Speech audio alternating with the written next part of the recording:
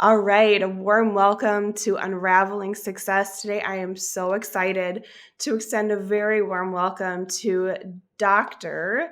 Jen Shupe from Croixview Family Chiropractic out of Hudson, Wisconsin. Jennifer is married to Brad, which makes me think of, you remember when Brad and Jennifer Aniston were married? I'm sure, was it Benifer or something like that? It was the, Yeah. they have three lively boys, Blake, Liam, and Garrett. In her spare time, Jen enjoys watching her kids in sports, reading, anything beach or lake. I too love the water. Anything by the water relaxes me.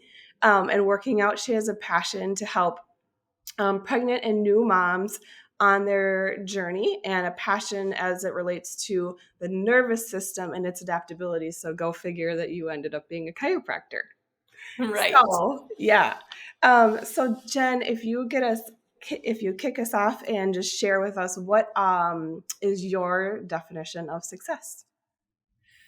Yeah, my definition of success is just being in a state of balance, being in alignment with who you are and who you're meant to be as a person. Because I feel like if things get out of balance and you're out of alignment with who you actually are meant to be, then success doesn't always follow. So Mhm. making sure that you're following your true passion, doing what you're meant to do in life, and having the balance too, because otherwise burnout happens. Mhm. Yeah. Yeah.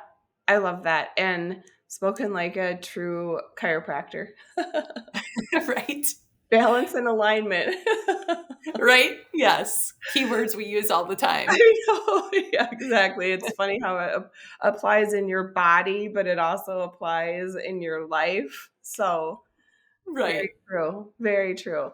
Um, well, you have a powerful success story. So I don't know if you would like to share a little bit. You have an amazing clinic where you really niche after women, pregnant women, new moms, that type of thing. When I'm in your clinic, that's what I see. It's like a revolving door of women and children, and Yes.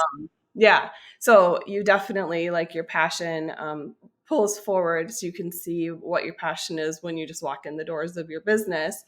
Um, but obviously that was birthed, pun intended, Right. in a way. So do you want to share us a little bit about how you chose to get into chiropractic? Yeah, for sure. So I grew up on a farm.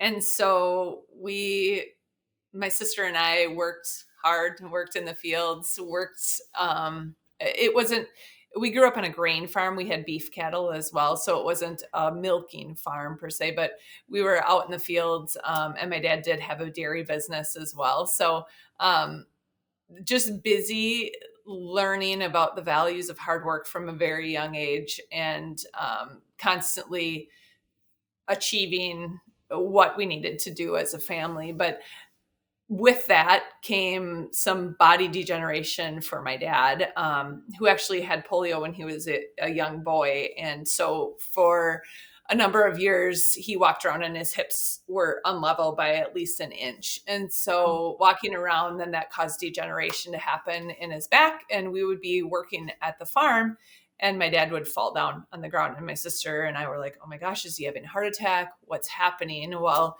what would happen is his leg would go numb and couldn't actually hold him up anymore and he would fall on the ground. Mm-hmm. So after having two spinal surgeries at a younger age, I was still in high school at that point, looking into being a physical therapist. But after two surgeries, his neurosurgeon looked at him and says, well, we're just going to have to fit you for a wheelchair because there's nothing else we can do. And Mm-hmm. my dad was really active, played basketball, farmed, and he still does, because he started seeing a chiropractor and the chiropractor changed his life and he was able to continue to function. So then that changed my journey as well in school. So then I continued to finish the schooling, but then chose a different career path of chiropractic. So where we could actually help people align the body, allow the nervous system to communicate so that way they could function. Yeah. and have better quality of life. So, That's a really cool story. yeah. I didn't know exactly how you got into chiropractic. Yeah. Oh, wow, that's awesome. So, yeah, you also, so you went through chiropractic school, obviously you became a chiropractor, and then after you graduated, did you go to a clinic and work, or did you start Croixview right away? I started Croixview right away. So Okay. I had throughout school, I went and observed hundreds of different chiropractic offices to see what I liked, what I didn't like, how I wanted to have my practice. I knew coming out of school that I wanted to start my own, and not necessarily go to work for somebody. Now, that's not always easy, but it takes hard work and dedication. But it was for sure worth it, so that way we can get to the point where we are, where we're building a team.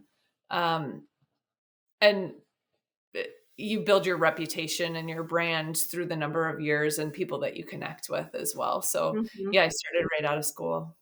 Wow, that's awesome. And I have a lot of respect for that, just from starting scratch myself and knowing like the grit and the grind and the claw and the scrape that it takes to actually Uh, like get an uplift. And a lot of times, you don't know actually when the uplift is going to come, right, you know? for Yes. sure. So, okay, so then what year was that you started Croixview? So started in 2006. 2006. Okay. Yeah, And then tell me a little bit about the story, because in your journey, like obviously then you started scratch, but then on top of it, you have the three boys. And yeah, then Brad had some health complications. So tell yeah. us, walk us through that story and like, the Oh, timeline and stuff. yeah. So there, I feel like there's a couple stories tied in here. So Yeah. I'll start with, I was in practice, practicing with somebody else that I had brought on just part time. And I started practicing very modest. We had a space, our space was 800 square feet total. It was really small, and my office was a storage room, in a space. And then we outgrew that. So while I was in that space, I had gotten married and then got pregnant. And didn't have any ultrasounds.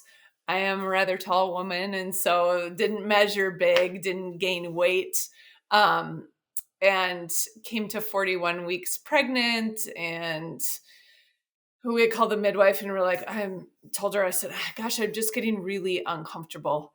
I was planning a home birth, and I just said, I'm uncomfortable. I don't know where to go from here. And she came over, and she was going to check on me and the baby, and do a few things. And at that point, she put the Doppler on my stomach, and there was one heart rate that was going boom, boom, bump, and the other one was going bump, bump, bump, bump, bump, bump. And Brad threw his hands up, and he's like, I don't know if I should quit my job or get another one. And he's pacing up and down the hallway in our room. And so we came up with a game plan. I was going to get up the next morning, go into the office, adjust people, and then go get an ultrasound to see what position the babies were in. So we went from having one to having two overnight at 41 weeks pregnant. So, Surprise. water broke at 4 the next morning. So Oh there my was zero gosh. chance to do that. So went in, still had an ultrasound to find out position of the babies, and they were both positioned great, and was able to deliver them. Had to go into the hospital because their heart rates changed, but was still able to deliver them naturally with the support of an amazing midwife team and OB.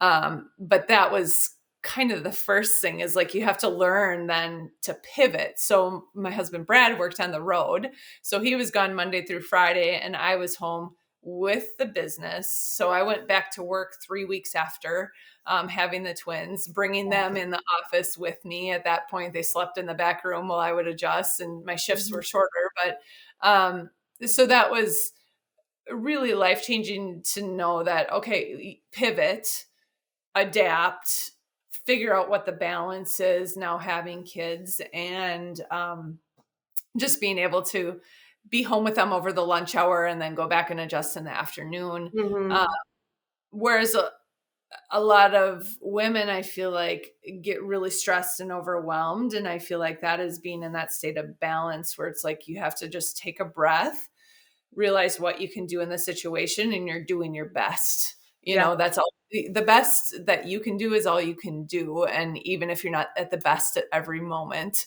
Mm-hmm. that's okay. And getting through that. So went through that journey having the twins, and it was just, yeah, it taught me a lot of lessons about birth and about being a mom, and which is where my passion comes in, and helping other women become moms, because in our society, birth can be such a traumatic event.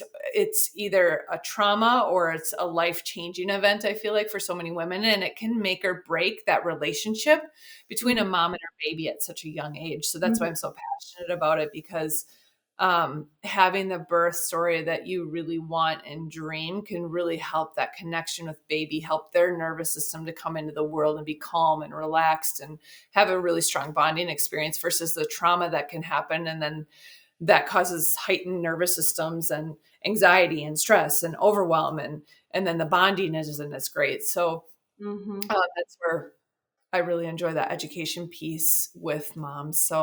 Um, so yeah, that's one part of the story. And then just, you get to birth and choose what you birth Mm-hmm. on a regular basis. And just when moms are in that state, it's such a sacred space. And so whoever's invited into that space needs to make sure that they're on the same page as mom, and really willing to uphold mom's values and what she wants, and Yeah. that. So just educating that, because it is a pivotal moment, I feel like, in the journey of life. Yeah. And I really like how you also just kind of, your practice is so niche towards moms and children, and you can see it, but also the fact that not only it's one thing to do that because it's a marketing ploy, but it's a different thing to do it because that's where your heart is. And Right. also just like bringing your kids in the fold of your business. Cause I know Yeah. for me, like I started when my kids were 2 and 3. So like I had to bring them, they went everywhere with me.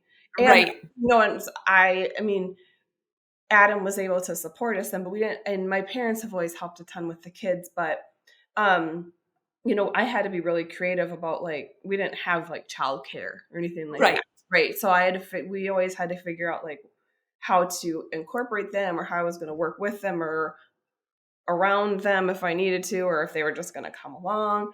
But really, also it models the fact that like just because you're a mom doesn't mean that you can't be a successful business owner, and it doesn't mean that those things too both can happen at the same time, and you can actually be good at both. And involving your kids in your business or having them with you doesn't mean you're like less professional, less competent, doesn't devalue you professionally. So I think there's a lot of like other fringe lessons that can be learned Yes. by kind of what you're modeling as well. Yeah, and we've had employees, if the kids are sick, they're hanging out in the back room in the office. Hmm. It's what you have to do, and as a mom. And we've had employees bring their kids in the office for however many weeks, and all of our patients are like, "My gosh, that's so cool.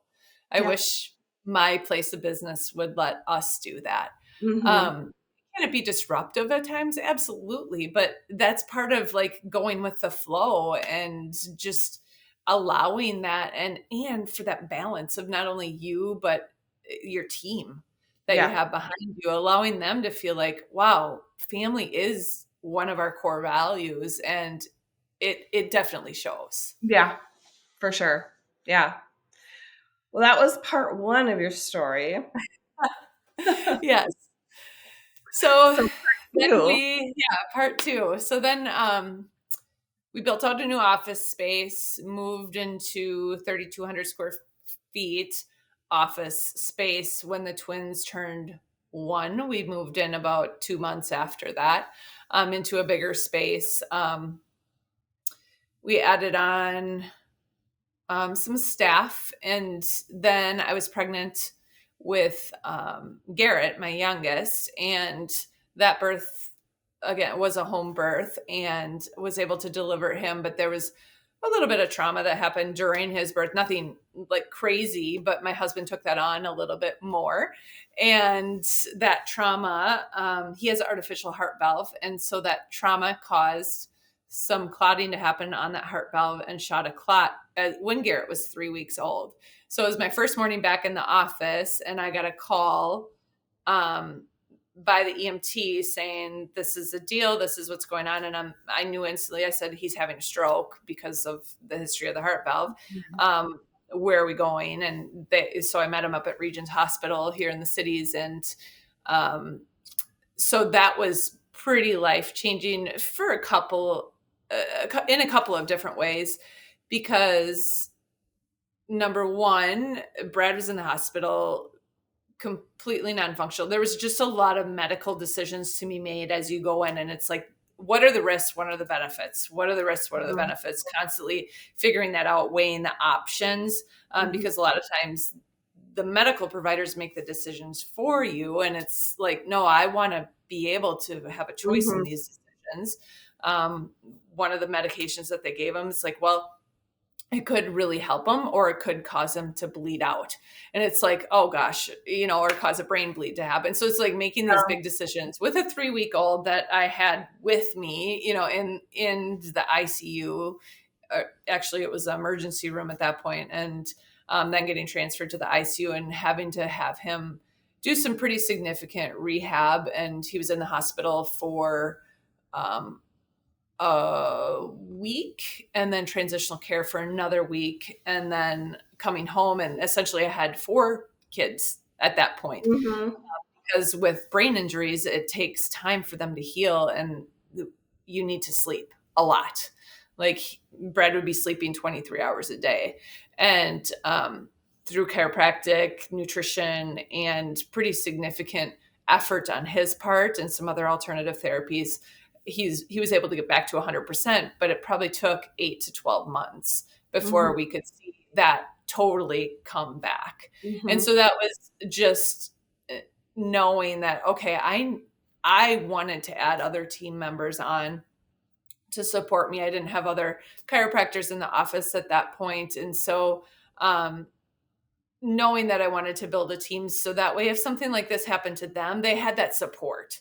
Yeah. And if something like it happened to me again, I had the support, and building that and creating that environment where they don't have to go out and start all over again and recreate the wheel and grind and hustle as hard as, you and I both had to do at first. And now I feel like marketing is so much different with social media and that stuff. Whereas when we started, it was more like in person, you need to be at all these events. You had to be out every day of the week, on the weekends, in people's faces, like really connecting as a one-to-one in person. Now with technology, it's so different, which is not always a bad thing, but it's just different.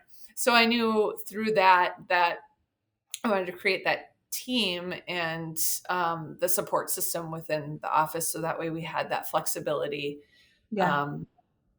within the team. So other questions No, I just think it's like, it's fascinating, because one of the things that I've really noticed, like time and time again, is how it's like the success that you see at the end. Like now you have this beautiful building and an amazing location in Hudson, and you have a flourishing practice. And it's so easy for people to look at something like that on the outside, and think, oh, she's got it. This, they don't understand, like, actually, like, what if you pull the curtain behind and you really see like what the whole journey was to actually get there. And the things that you had to like push through and grow through, that nothing was just like handed to you, that you had to like really, really work and through some extraordinary circumstances. And fortitude. I mean, you have to like just the will, because it's like there was a couple moments in there after Brad had this happen where it crossed my mind, man, this would be a lot easier to work for somebody else. It Yeah. would be a lot easier to work for somebody else at this point.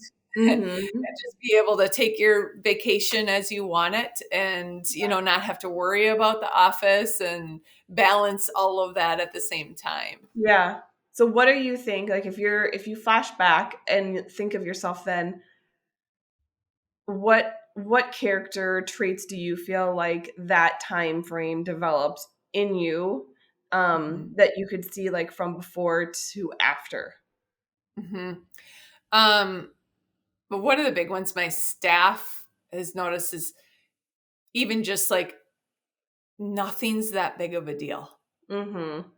You know, if they come to me with something, it's like, okay, we can work around this. That's not that big of a deal in Yeah. the grand scheme of things. Like, yes, you could take things on as a business owner and get a little bit worked up, but is it that big of a deal Right. at the end of the Right. day? Yeah. And it's like leaving some things on the table that normally maybe would have stressed me out, given me a little bit more of overwhelming anxiety. And it's like, you know what? That's really not worth it. Uh-huh. And so I that was one of the Yeah. big things. I can see how that would, like, accelerate that process, especially I think when you have a health scare, like that type of Yeah, thing, like that it just puts a lot of things in perspective. I've also noticed that, like, the further that I get into business, that I've had to just, moments in time where I have like a little bit of a pause in me and I'll be like, "Oh my gosh, that's so funny. That didn't even affect me, or it didn't even like hit my right, radar that that would be stressful or a thing." And then I'm right. like, flashback like 5 years ago, that would have been a really stressful moment for me, Yeah, whereas so you can almost see like little benchmarks, I guess you could say, for lack of better words, but like right, of growth in your own self because of how you perceive something being right. stressful or not, you know? And then, I mean, I feel like it also taught me to pivot, Mhm. okay, well, we're going into this. Now we need to just pivot and do something a little bit different. Yeah. I feel like another thing is, um, there's a time for push and there's a time for plateau. Yeah. And the plateaus are okay. Uh-huh. And then there are moments for push and growth, and that having that heads down environment where you're Mhm. moving the needle, but there's also a time where you need the pause and the Yeah. flow, Yeah. and knowing when that is as a business owner and when you really need to pay attention to that. Right. I can relate to that in just very recent time. Like for me, 2023, the beginning of the year was like just a real like quiet, good. It was really good. It was really peaceful. I was working on a lot of personal stuff for me that I have just kind of put on the back burner, and it was good. There was no like business was good, personal life was good, but it wasn't, like bonkers. But then Right. like the second half of the year, all of a sudden, I think a lot of it was because I allowed myself that time to rest personally. And then all of a Right. sudden, just the burners of life went on in like the most fantastic way. But I always think to myself, if I had had that if I had had something in me that was telling me that I need to push, push, push, or like if I was Mhm. buying into like the hustle culture where you are supposed to always be hustling, which is not true. But if I hadn't allowed myself that time to just kind of be and just I would not have been able to keep up with the pace of that second half of that of last year, Right. which was made up for more than made up for a more peaceful beginning of the year, So Right. it's kind of funny how you do. That's a great lesson to like honor the moments where things are not gangbusters, and Mhm. there's a lot of beauty in that. Yeah. Yeah. Very cool. So, tell us a little bit about your practice now. Like, how many doctors do you have? Before you share that story, I wanted to share one of my favorite stories of you is we were in a mastermind together for a number of years, and each one of us in that mastermind saw like leaps and bounds of growth. It was really fun to watch each other. But Jen, you said in there, I need to find a building to buy, and it needs to be in a prominent prime location in Hudson. And you were just like super specific about what you were looking for. And anybody who knows the Hudson, Wisconsin area, it's in pretty high demand. It's a smaller community, but it's right on the St. Croix River, right about 30 minutes from Minneapolis, St. Paul. And so to ask for what you were asking for, I remember thinking to myself, that would be perfect for her. And this is going to be kind of a hard thing to find. And it wasn't, I mean, what was it, maybe even 6 months after you even said it was Yeah, I not think like that 4 long. maybe. Yeah. Yeah, it was quick. And all of a sudden there's this building that came up and I'm like, oh my gosh, I've known about this building forever. And you and Brad renovated it, and it's beautiful. You turned it wasn't so beautiful before, and it is now. Thank It's a thank very you. peaceful place to be. So share a little bit about your clinic and now like what it looks like now. Yeah.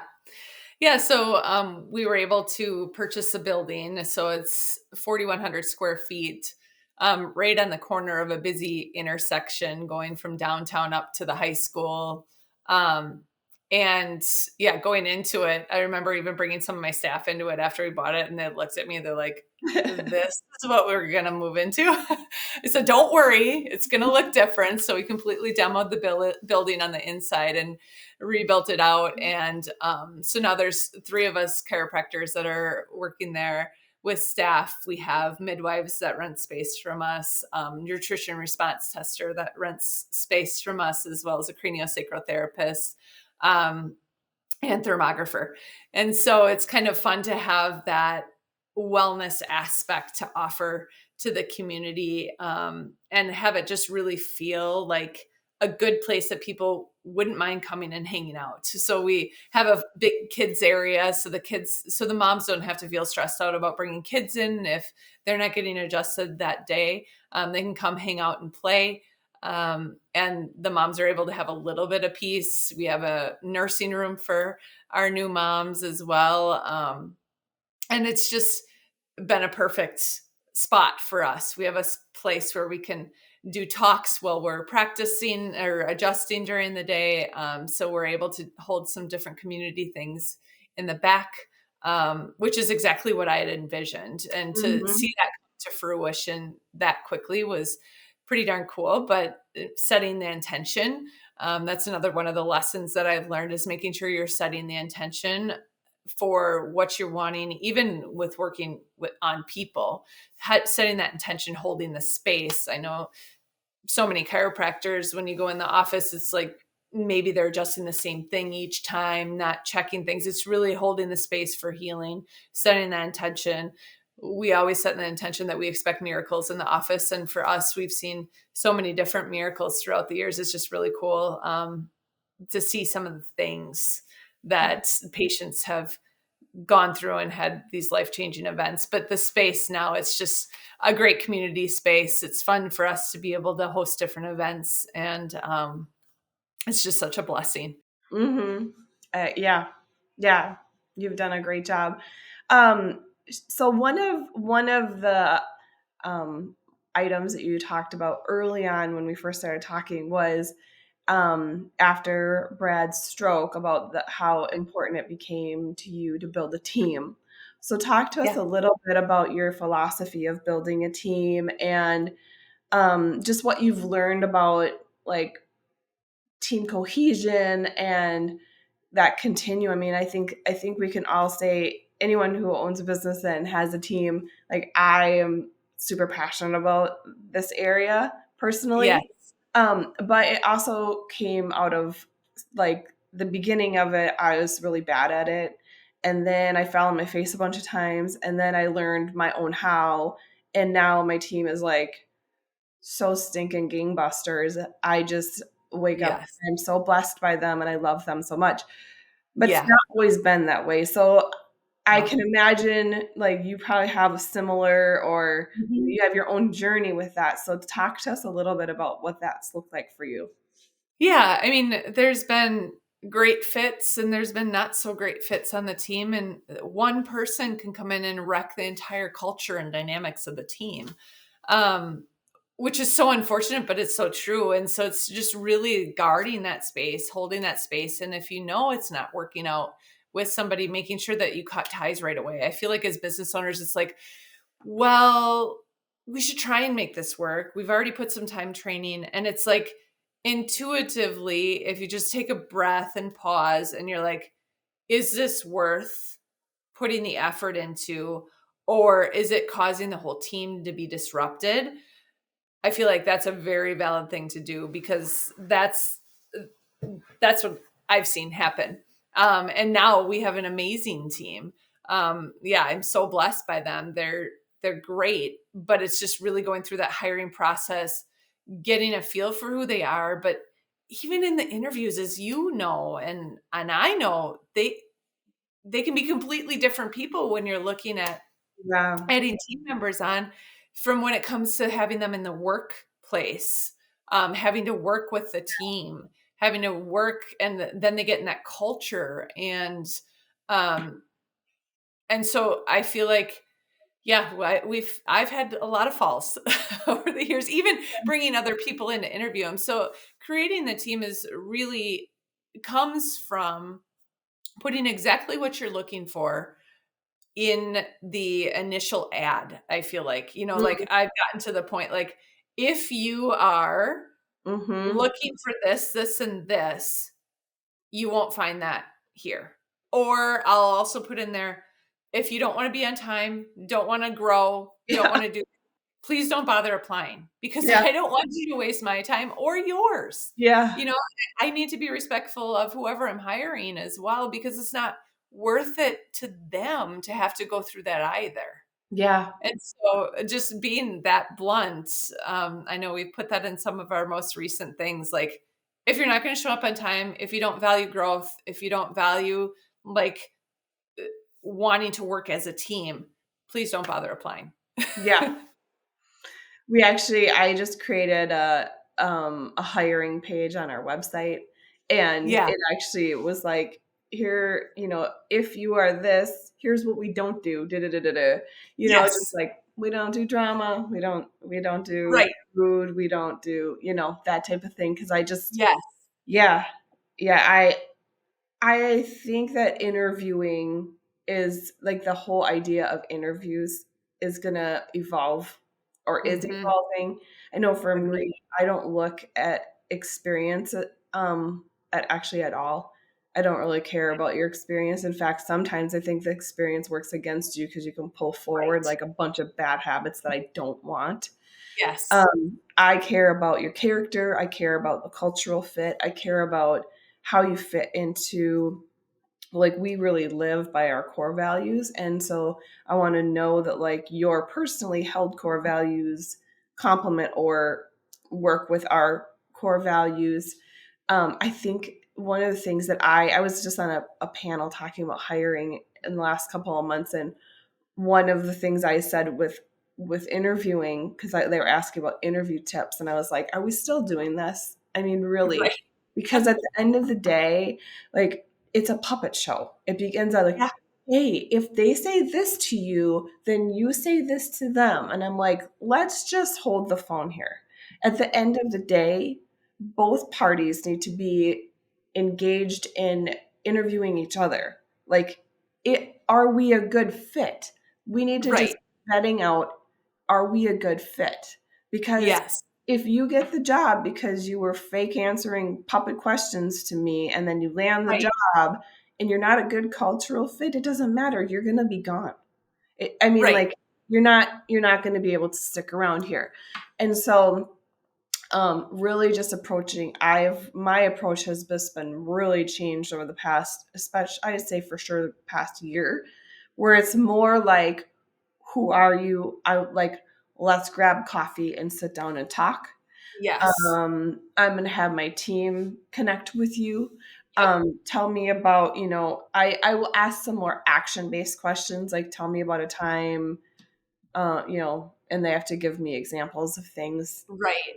But it's far less of like an actual like interview than I've ever done before. Yes. Yeah. And we bring up the people that we're interviewing, we ask them to come to the office and work with the team. So Mm-hmm. that way the team can see if, do they listen? Do they cooperate? Are they willing to do what's being asked of them, even if they're not supposed to be there? And then they can ask the questions, some of the questions that are needed that from their perspective, because I Yeah. need them to feel supported. So Yes. we have the person come in and do and work a half a shift. Mm-hmm. Um, and I'll pay them for that happily, but it just helps the team as well to get a good feel for who they Yeah. are. So it's not really an interview. It's just like, hey, come and work with us for a little bit. Yeah. And I see if you like it. And if you don't, that's okay. Right. Let me know. That's just the thing is it needs to work both ways. Like Yeah, it needs to be a good fit for them and a good fit for the company, both. right. And I think that gets lost in the shuffle when it becomes like an interview. Um, Yes. I've been having we have some we're interviewing. We've done a second interview and we're on to third probably sometime this week or next, depending on my schedule. But this time I actually had my team, one part of my team interviewed this person first, and then a second part of my team did a second interview, and then I'm going to actually be the last one doing a third interview. But I've I already love gotten feedback on them, on their thoughts and their concerns, um, Yes. and so I'm interested to see how this works. But I really liked having my, because at the end of the day, this person's going to be working with them on a on a daily. They're going to be working with them way more than me, and so Right. I just thought they should go first. They can Yeah. screen because if they run into something that they're like, we don't even want you to meet this person because we all know we're Right. not interested in working with them. I'm like, well, then that saves me time and it gives them, empowers them to protect their own team as well. Like, hey, Right. you spend a lot of hours in the day working. So Yes. actually enjoying the people that you're spending the time with is important. Oh yeah, for sure. Yeah. And having them create that family like environment so that way Yeah. they feel included. They want Mhm. to be supportive of the rest of the team, Yeah. um, and have that like vested interest. For sure. Well, to close things up for today, why don't you share what your keys to success are if you were to name them in a few, just a few. Yeah. I feel like being unshakable. Like we talked about, not allowing things to really rattle you, but really like just take a breath and pause and okay, and then pivot. Mhm. The determination is Mhm. huge. For me, I've always had a coach.